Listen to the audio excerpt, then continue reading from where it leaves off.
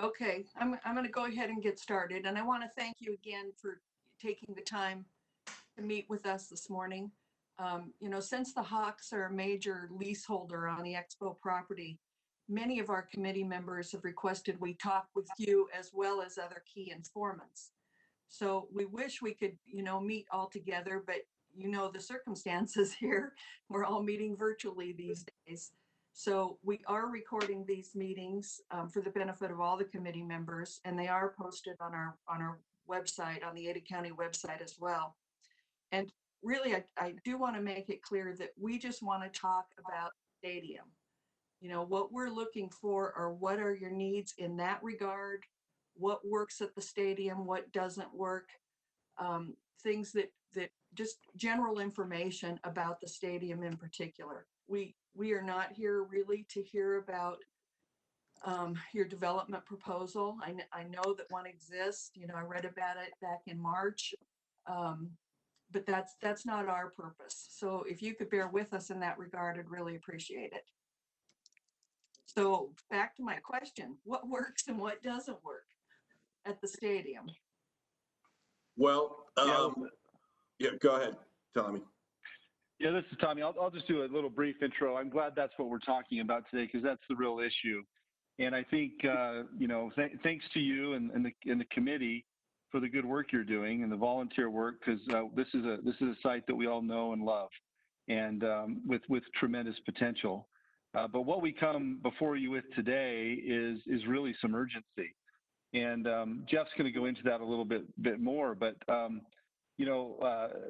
baseball, minor league baseball, the tradition, what it means to families, the Treasure Valley, is something we just flat out don't want to lose, especially, and this is really important, especially considering what a multi-use stadium could be for this site in the Treasure Valley. So what we come today forward with you, that Jeff will talk to, is really timely because of what Major League Baseball is doing.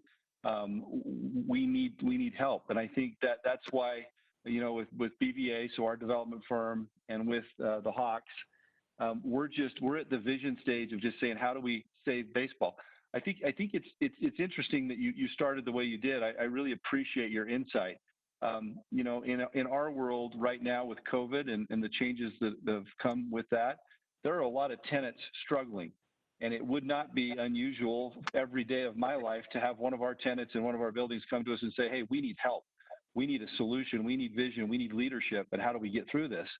And that's essentially what Jeff's going to be saying today is, hey, we need help. We need to figure this out. And instead of just saying, hey, we need help, what we're coming with today to the committee is to propose just a vision. And I want to make it also very clear, although you don't want to talk about all of the other needs that can fit into this site today, and that may not be appropriate, this is a tremendous site that can be a treasure for the families in the Treasure Valley for the next decades, and can fit in all of the other things that need to be part of this as it's redeveloped. But today we'll focus on that stadium, and with that, I'll turn it over to Jeff. Yeah. Thank you, Tommy. Yeah, I want to be completely respectful and want to use our time together appropriately. What works, what doesn't work? Well, there's a couple challenges here that Tommy brought up. We are going through historic times in baseball right now. So Major League Baseball and minor league baseball have had a relationship, a contractual relationship that is known as a professional baseball agreement. That professional baseball agreement has existed between these two parties for well over 100 years.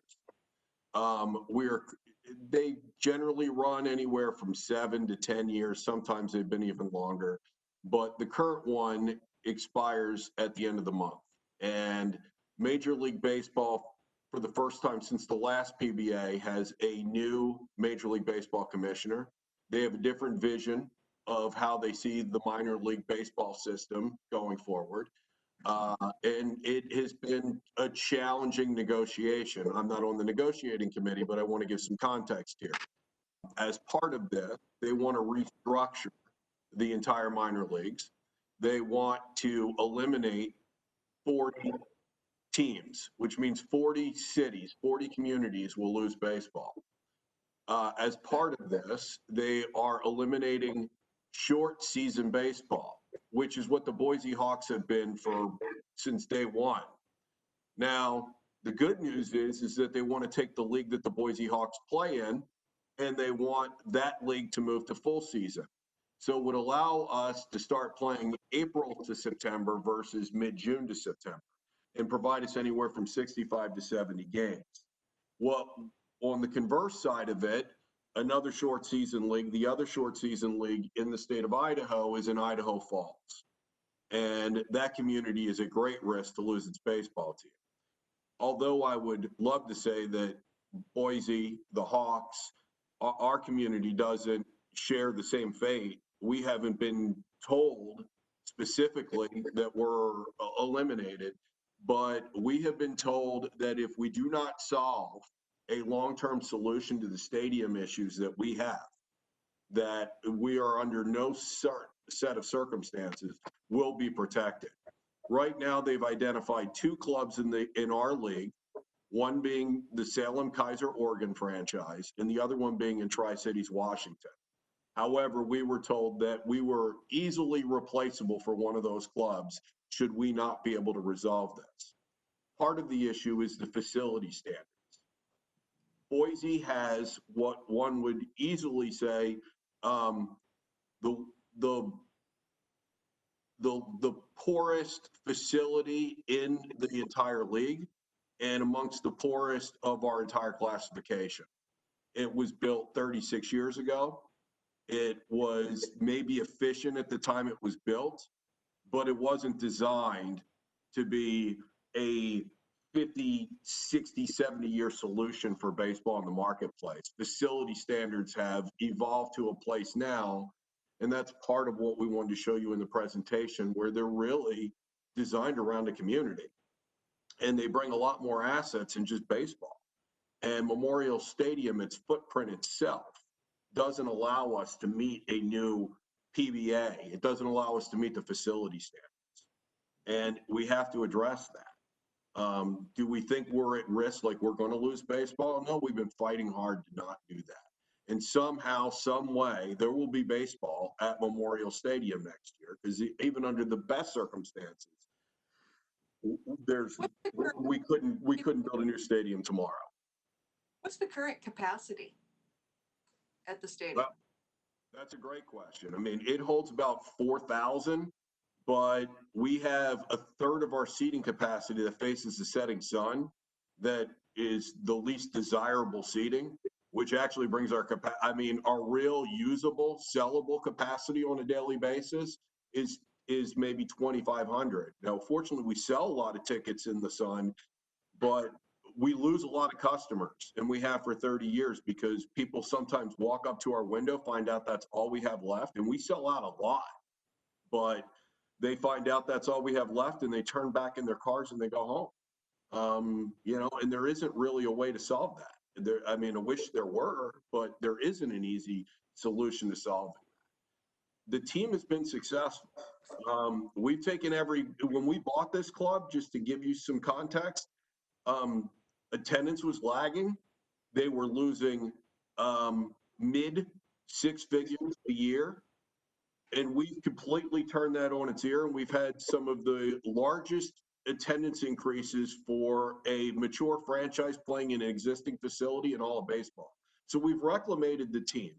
We've made it profitable. And we've taken all the profit and we put it back into improving the fan experience. So we're not, this isn't like we're all getting rich doing this. This is a labor of love. It's a community asset.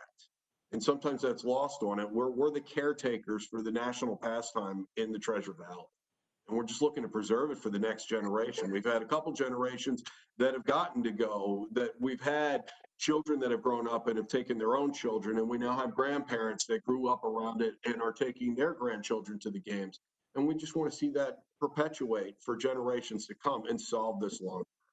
And we think we have a vision that, and again, I don't want to get ahead of ourselves, and I certainly don't want to offend the group, but it would be a lot easier to show you for those of you that have walked the fairground sites, for those of you that have seen Memorial Stadium or attended a game there, to show you the differences, which is what I have in our presentation, which is conceptual renderings of what we're talking about and the different type of experience that the public generally is not seeing of what we're referring to here. We're not only talking about just preserving baseball, we're also talking about bringing another franchise to Boise. And that would be a United States Soccer League, a USL franchise, which is basically the level just below Major League Soccer here, which we think the enthusiasm and support for that will be not only wildly popular, but may even just on a per game basis be double. So you're talking about a stadium itself between the addition of baseball games, the addition of the Hawks, or the addition of soccer, the addition of all the ancillary events that the current facility really doesn't allow for. I mean, I think it's amazing from our perspective that we brought things like the Nitro Circus, we brought a ton of concerts to that facility where it really was only being utilized 38 games a year. Now, I mean, we've got our uses up to about 50 public events, and we see a pathway where we're going to be well over 100 plus events and driving 500,000 plus people to this site.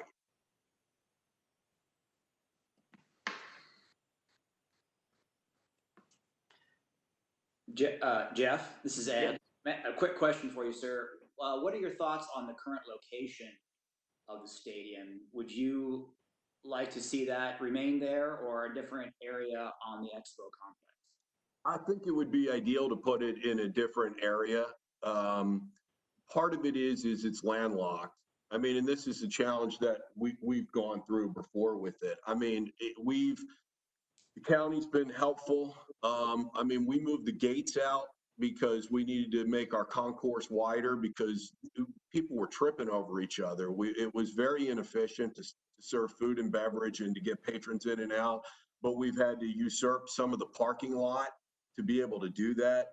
That private lot, that little annex lot that maybe holds like 100 cars, it's tricky. And so that site, even if you went on that site, I'm not sure you could build anything modern in its footprint there that would solve anything. I mean, you'd have to eat up all a backstop. You'd be going out behind that into the RV area and everything else just to try to make it work. But it would also potentially cost us a season. While you got one thing under construction, you can't play. So I think for us, we kind of view this as a critical mass component and see this as a place where if it's tied in with the things that we would be proposing, this is a gateway to a new downtown of Garden City. But like I said, I mean, I have lots of images, and I don't want to get ahead of myself. But if you feel it's appropriate, I would love the opportunity to at least give kind of an overview of what we're talking about here as you know, because I think the pictures will say 1,000 words.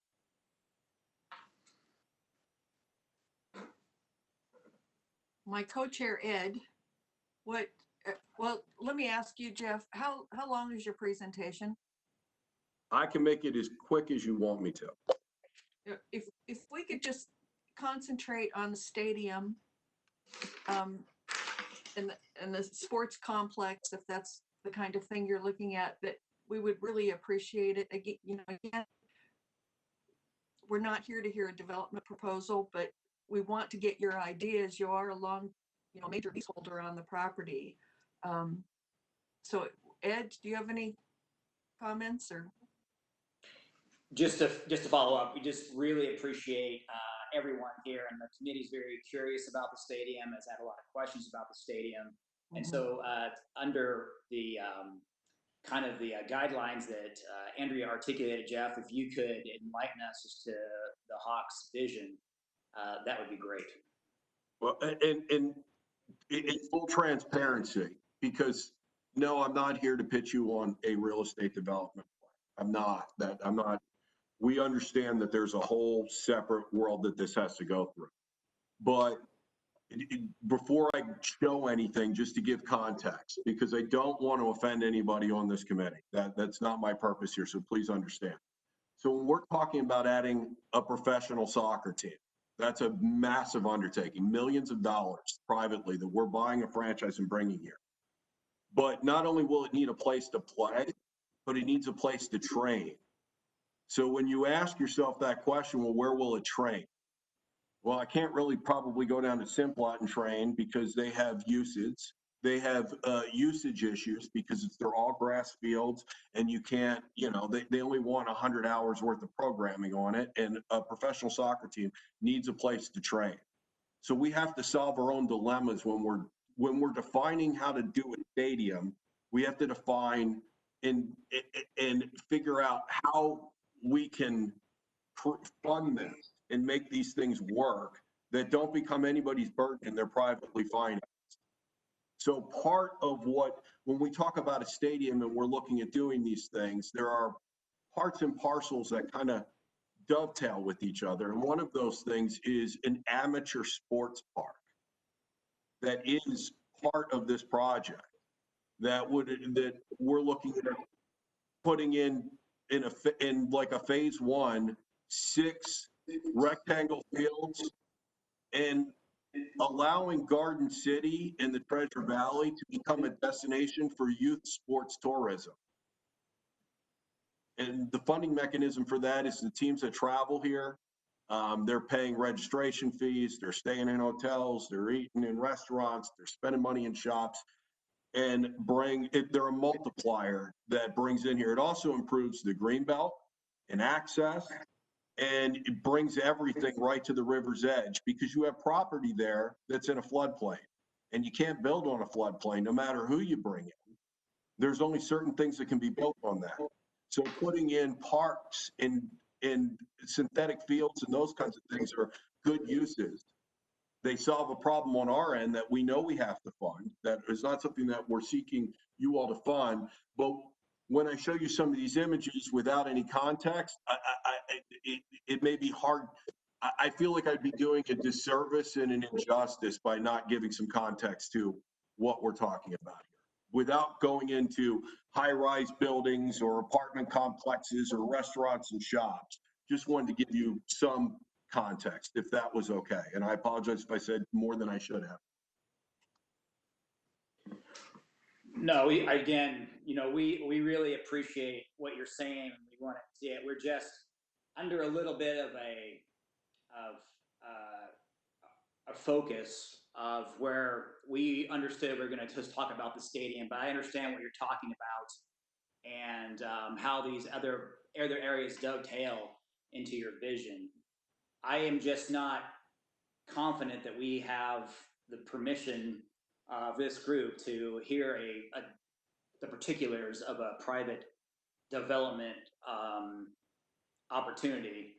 And that's where I guess Andrea and I are kind of struggling about how to go forward at this point in time. Fair enough. Ed, this is Tana. Do you mind if I just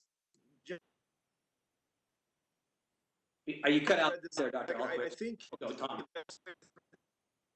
Oh yes, maybe I hear you loud and clear what you're saying, and I think that's the right approach here.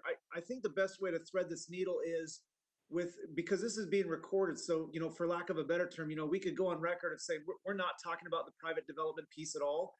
But the images that we'll show you of the stadium, which will be the focus of the presentation, will by necessity, just within the context of the greater layout, you will see how the stadium fits into the fairgrounds. But I think it's in direct response to the question that you posed is, where do you envision the stadium being relocated to? And so within that context, we can pull up those images and show you and respond to that exact question. Hey, here's where we think the stadium goes. And by default, there's going to be some contextual surroundings there, but it can still be focused on the stadium. We would appreciate that. With your all's permission, if I'm able, and I think if I do a screen share, are you all comfortable with that if I pull this up? Okay. Sure. Just wanted to make sure. I think, let's see here. What do I do? Just share content? Is that what I'm unfamiliar. You'd think I'd been on a million Zoom calls and done that. But, all right, I'm gonna try You this. should be able just to share content. Share content? Okay. Okay, perfect. I think this will do it. I hope. All right, can you all see that? I promise you, we'll just focus on the things that we said here. I'm not gonna go into a diatribe or an overview here. But I'll skip around because this is maybe somewhat out of order here. But in our vision, and again, this is a vision, and these things could clearly evolve and change, and just depends on what everybody wants or sees. But we kind of saw, we know that the parkland that sits the corner of Chinden and Glenwood is federal land, and so we weren't messing with any of that.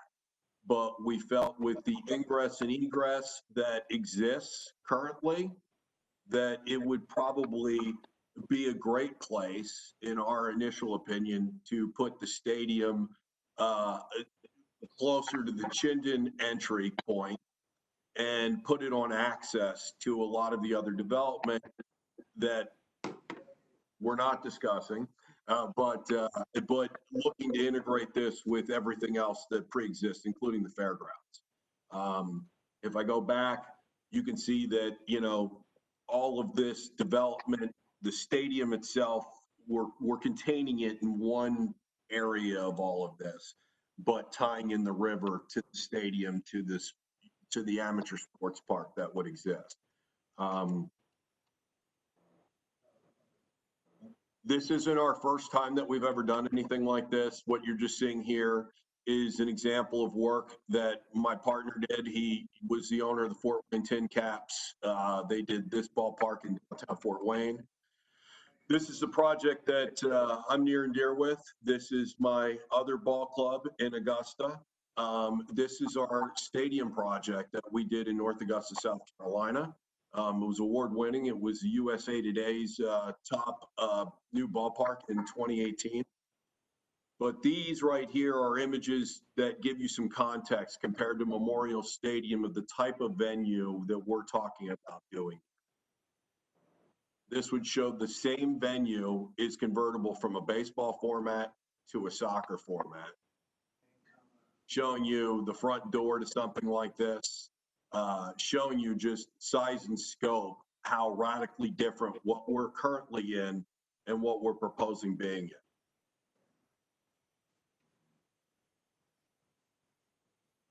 And then this here was just really just showing, that we're talking about nearly 500,000 people attending the facility from just stadium events alone. And that's just public events. That's not even counting any private events that will go on. So I will pop out and take myself off of the screen ownership here if I can figure out how to do that. Nope, that's not doing it. Something happened and I shrunk. And I don't know what I do. Bear with me here. Oh, here we go. Stop sharing. That was easy enough. Sorry about that. So hopefully that gives you a little bit of better context of the world we're living in with Memorial Stadium and what we're really seeking to do. I mean, if we're going to do this, we want to do it right, and we want to do something that doesn't need to be done a second time. When Memorial Stadium was built, it was a marriage of convenience. Minor league baseball was a very different industry. Major League Baseball their facility standards were pretty minimalist. The challenge is, some of these athletes that come through here, they're being signed right out of high school and college to $1 million, signing bonuses and those kinds of things. And the expectations for their development with the investment that is put on these athletes, the environment the demand for the environment to be radically altered is enforced upon the industry. And we're trying to keep up. But the fan experience, I mean, has gotten so much more sophisticated. And you guys see that if you go to a BSU football game. I'm sure if you went to the BSU football games in the 80s or the early 90s and today, you're seeing a very different fan experience. And that's happened throughout not just baseball, but throughout sports. And we try to evolve with the time as best we can on that footprint that we have. But we have an opportunity to do something right instead of just doing something to just check a box. And we're prepared to spend a lot of private money to be able to do this and do it in our home in Garden City that we've been in since day one, and be there long term and be a big part of this.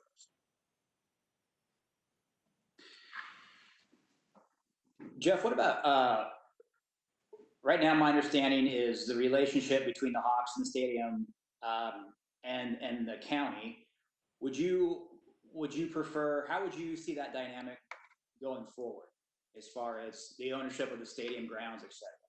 I think we're open to any arrangement. I mean, currently we have a ground lease. We own the structure above it. The dirt underneath of it belongs to the county and reverts back to the county. And like, I can't even remember. It's like 20 years from now or something like that. I think there's a million ways to figure that out, but owning the facility is that's not a necessity for us.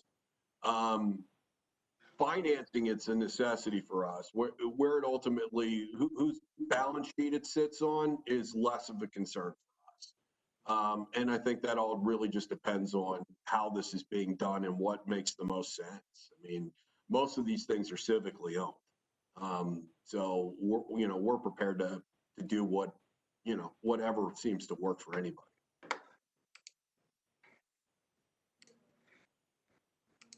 How big of a seating capacity of a new stadium would you anticipate wanting to create?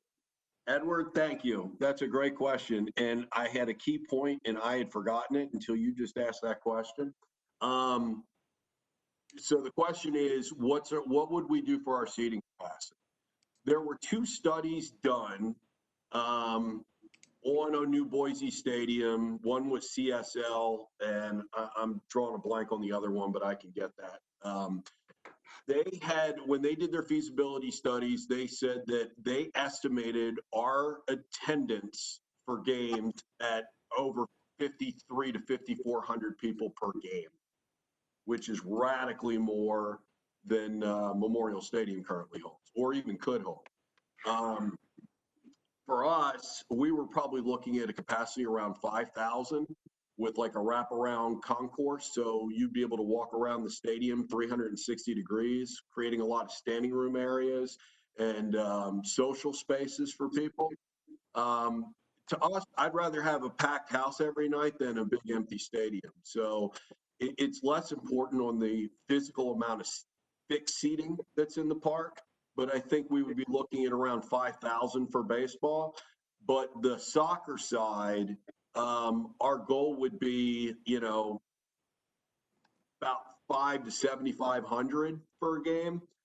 But the real important piece, and the part that I love the most about this Garden City potential opportunity, is the fact that the footprint in going into the design gives us the room to expand based as needed, where Memorial Stadium wasn't designed with that thought in mind. And frankly, for anybody who's been following all the fun and joy we've had the last couple of years working on different downtown sites, part of the problem that we had was we were going to be nestled into existing city blocks, and it landlocked the facility, it landlocked the stadium. And as an operator, it's very challenging if your demand exceeds what you can do and you have no room to grow. You're kind of like, you got to stick with it. So, Edward, you asked the question of the day from my perspective in regards to from a baseball perspective. Where I see the world going, I see a world within a decade, if not less. Major League Baseball is going to add 2 more expansion franchises. I think I'm not an expert. I do not have a crystal ball, but it seems so likely that's going to happen. And I could also see a world easily that a city like Portland may end up with Major League Baseball. If so, every Major League expansion team that's added means 4 new cities are going to get minor league baseball. It also means that a place like Portland is going to need a AAA baseball team. They're going to need a AAA market. This gives us the ability to be able to take whatever we build.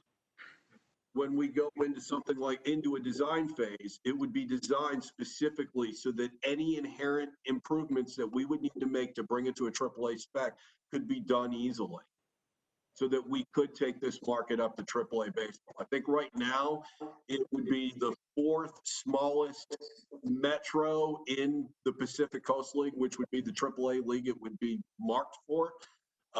But I believe by the time we're ready for it, it'll be middle of the pack and be on par with, you know, the median teams in the Pacific Coast League and be amongst your peers of sister cities. Jeff, I have another question for you in regards to the lighting. Yes. The neighbors that I've talked to, the community feedback that we've received, people are fearful of lighting pollution, if you will, from the Expo property. Yep. How would that be mitigated? You know what? And again, wow, back to back. I mean, these are grand slam questions. So, Andrew, we had the same issue, concerns from the community when we were designing our ballpark in North Augusta. They were concerned about noise pollution, and they were concerned about light pollution. We put in LED lighting, field lighting. Those field lighting is directed. And again, I can send you all the image that I showed you. Actually, that image didn't even have the ballpark lit. But if I showed you the images of our ballpark when we were playing games, there is zero light that spills outside of the ballpark. It's all directed onto the field. There is zero light pollution.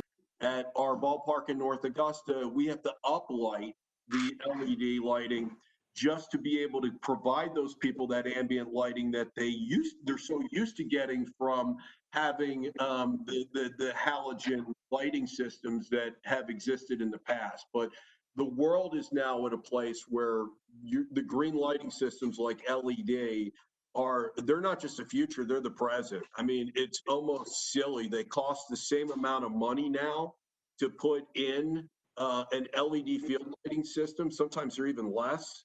And they do all these dynamic things too. You can change colors. You can make them pop and sizzle when you hit home runs. I mean, it's really wild what it does. And the traditional lighting doesn't offer that. It's the same thing with the sound system. Traditionally, you have big subwoofer or you have woofers all over the place and they just spit out audio, and that audio goes in any direction that, you know, because there's no control over it. But today's systems are distributed audio systems. So our audio system is 360 degrees in the round. And if you're outside the stadium, you can't even hear it. But if you're inside the stadium, it sounds perfect. So from a pollution, light or noise, the neighbors will be thrilled that, one, we're not going to put lighting up on a telephone pole, that these things will be properly balanced and they'll be state of the art, and it won't be a nuisance or a bother to them in the very least. Okay, thank you. Jeff, we've had the opportunity to visit with the Idaho Department of Transportation, and I just had a question regarding the parking area. It's likely that if we could have a baseball game going and perhaps a fair going or another event. What do you see is our carrying capacity with our parking? Will we need to? What are your thoughts on surface parking, garage parking, and just traffic congestion in the area? And I think it all comes down to the overall vision and what is long-term planned. I mean, you know, we've cohabitated with the fair since day one. The club has never played. We've never hosted games during the week of the fair, those 8, 9, 10 dates that the fair is present. I wouldn't imagine a world where we would attempt to do that, even under the best circumstances. One, even if you could park them all, is it the right thing to do? The fair operates 1 week out of the year, or roughly thereof, and it should be the epicenter of things. It should get all the attention. We don't need to compete with it. We want to complement it, and we have always been good partners in that regard. I mean, currently, yes, you have a sea of parking spaces, and any development that is, any vision that's selected is going to face the challenge of having to solve the parking issues. What the stadium may need, I mean, there's general rules of thumb for a space per, what is it, like 1 space for every 2.56 people or something. I mean, there's some metric that people use to define and decide parking spaces, but I think it all depends on the other uses that are going on there. The beauty of baseball is that if you're in an environment where you are, let's say there is, and I would imagine anything that's going to go on there at some point, if it is probably going to include some type of commercial development, whether that's us or somebody else. But when you're dealing with commercial development, they're generally using parking from 8 a.m. to 5, 6 o'clock at night, and our ball games are taking place at night. Our events are taking place at night. So as people are leaving, other people are coming in. So you get to maximize the spaces that are there versus we're all in a dogfight because we're dying for that space. So it's a matter of just putting together the things that are best going to work together, where you can make those things work. That's why you can finance parking decks if necessary to do these things, because they can be very efficient use of space if done right and done in the proper context. So we've managed to fit our parking needs currently. Even if you get our capacity up another 1,000 or 2,000, I believe we'll be easily able to accomplish it. I mean, our stadium in North Augusta has 4,400 seating capacity, and we get with standing room. There are dates that we've been over 5,000. We have a couple different parking decks. There's some surface parking all around it, but we may do with a couple thousand parking spaces. We're able to accomplish everything that we need. Thank you. Well, I don't have any other questions. Ed, do you have anything else? I don't. I appreciate everyone's time. Thank you. Absolutely. No, thank you all. Yeah, I thank you all. Hopefully this was helpful, and we covered what you all needed us to cover. You did. Thank you so much. Well, All right. if anybody has any questions, Kelly, you have all my contact information. I'm happy. Anybody wants to call me offline, anybody who wasn't able to join the call or is listening in later, just, feel free to contact Kelly, and by all means, we'll be transparent and be happy to answer any questions. Yeah, and Andrea, Kelly, and Ed, yeah, thanks again. And just to follow up on what Jeff said, Tommy and I are here local, so same invitation applies. If you need to reach out to us, we're right here, boots on the ground. We're happy to meet or, field calls, anything we can do to provide the information you need. We just really appreciate it. Appreciate it. Thank you. Yeah, thanks for your time again. Thank you. Thank you very much, everybody. Take Thank care. you. Bye.